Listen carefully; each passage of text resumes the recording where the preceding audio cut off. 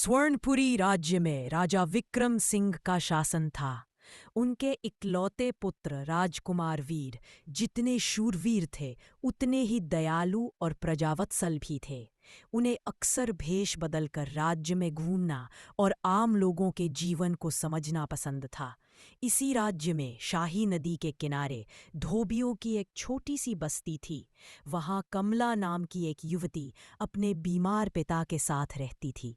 कमला अद्वितीय सुंदरी थी, पर उसकी असली सुंदरता उसके निर्मल मन और स्वाभिमानी स्वभाव में थी।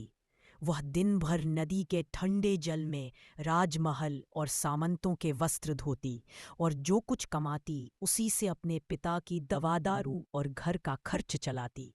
एक भोर राजकुमार वीर एक साधारण सैनिक के वेश में नदी तट पर टहल रहे थे। उनकी नज़र कमला पर पड़ी, जो भोर की पहली किरण के साथ ही भारी भारी कपड़ों के गट्ठर को पत्थर पर पटक रही थी। उसके चेहरे पर परिश्रम की थकान थी, पर आंखों में एक अद्भुत तेज था। तभी एक लंगड़ा कुत्ता दर्द से कराहता हुआ उसके पास आया। कमला ने अपना काम रोक। वीर, जो यह सब दूर से देख रहे थे, मंत्र मुग्ध हो गए। वह खुद को रोक न सके और उसके पास जा पहुंचे। देवी, उन्होंने कहा, आप बहुत दयालु हैं। कमला ने सिर उठाकर देखा। एक साधारण सैनिक। वह मुस्कुराई। पशु भी ईश्वर की ही रचना है सैनिक जी। इन्हें प्रेम न दे तो किसे दे। वीर उसकी सादगी और विचारों की गहराई से प्रभावित हो गए। मैं इस घाट की सुरक्षा में नया हूं। मेरा नाम वीर है और मेरा नाम कमला है, उसने कहा और अपने काम में फिर से लग गई।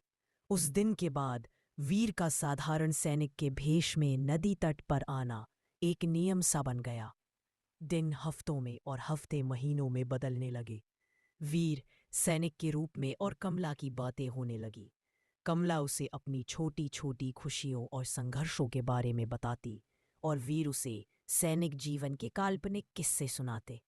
वीर ने जाना कि कमला कितनी बुद्धिमान और स्वाभिमानी है। वह किसी से दया नहीं, बस अपने परिश्रम का उचित मूल्य चाहती थी। वीर अक्सर भारी गट्ठरों को उठाने में उसकी मदद कर देते। कभी कभी वे उसके बीमार पिता और कहते कि यह उन्हें जंगल में मिली है। कमला का सरल हृदय भी इस सैनिक की सज्जनता और सम्मानजनक व्यवहार पर मोहित होने लगा था। वह नहीं जानती थी कि वह राजकुमार है। वह तो बस उस वीर नाम के सैनिक को पसंद करने लगी थी, जिसकी आंखों में उसके लिए सम्मान था। एक शाम जब सूरज ढल रहा था और कमला अपना काम समेट रही थी, राज्य का दुष्ट महामंत्री का पुत्र दुर्योधन अपने मित्रों के साथ वहां आ पहुंचा। उसकी कुदृष्टि अक्सर कमला पर पड़ती थी। अरे ओ धोबिन, उसने अट्टहास किया, आज तो बहुत थक गई होगी। चंद हमारे साथ महल चल, तेरा मनोरंजन भी हो जाएगा और थकान भी मिट जाएगी। कमला ने क्रोध से उसकी ओर देखा। महामंत्री के पुत्र है तो अपनी मर्यादा में रहिए।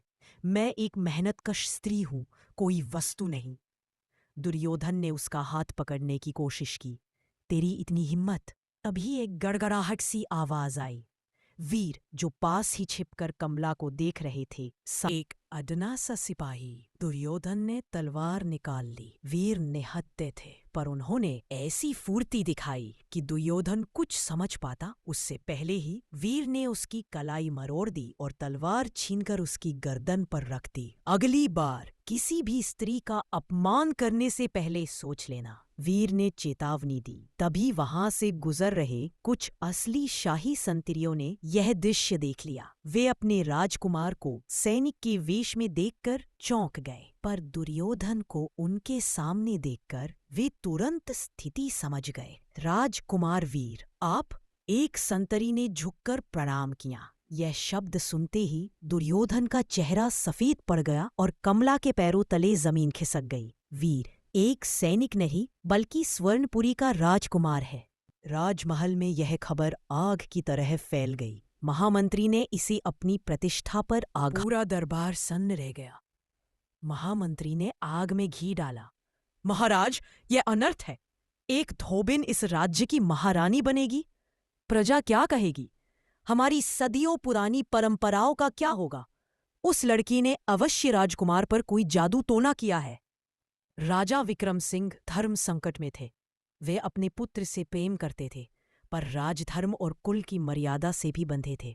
वीर, उन्होंने कठोर स्वर में कहा, यह असंभव है। तुम राजकुल के पुत्र हो।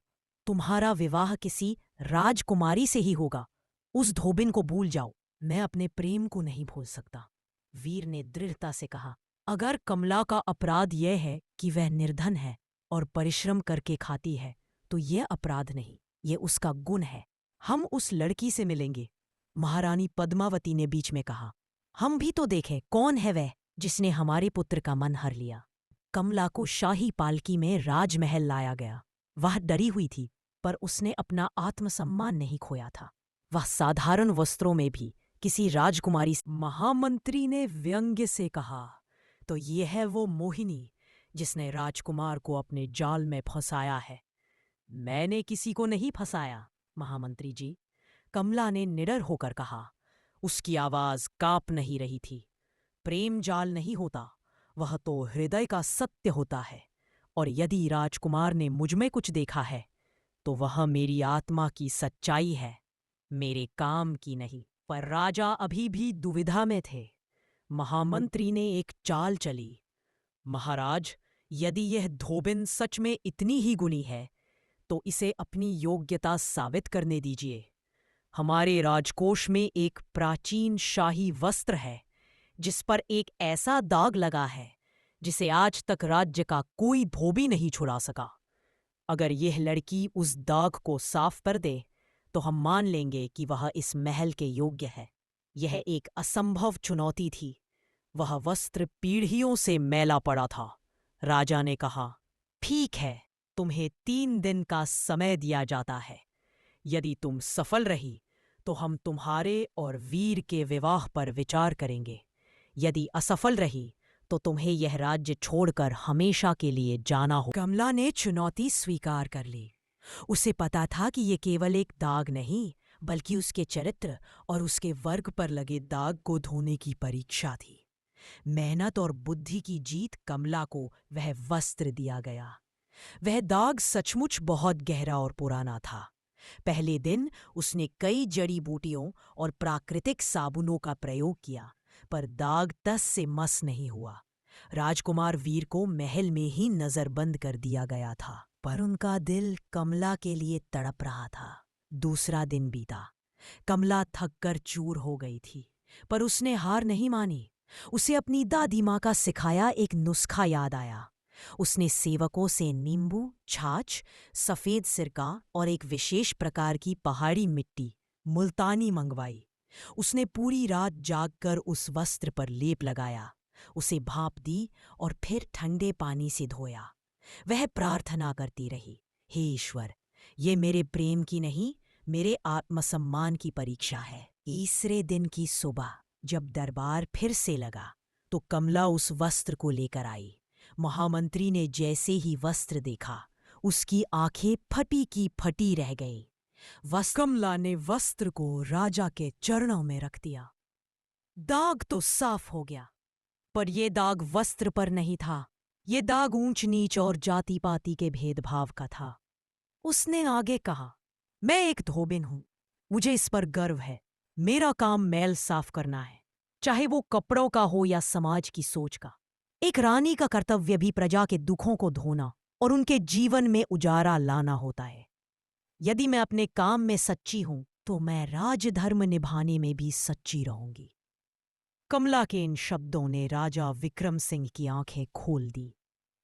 उन्होंने देखा कि उनके सामने कोई साधारण धोबिन नहीं, बल्कि एक असाधारण और बुद्धिमान स्त्री खड़ी थी, जो महारानी बनने के हर गुण से संपन्न थी। राजा विक्रम सिंह अपने सिंहासन से उठे।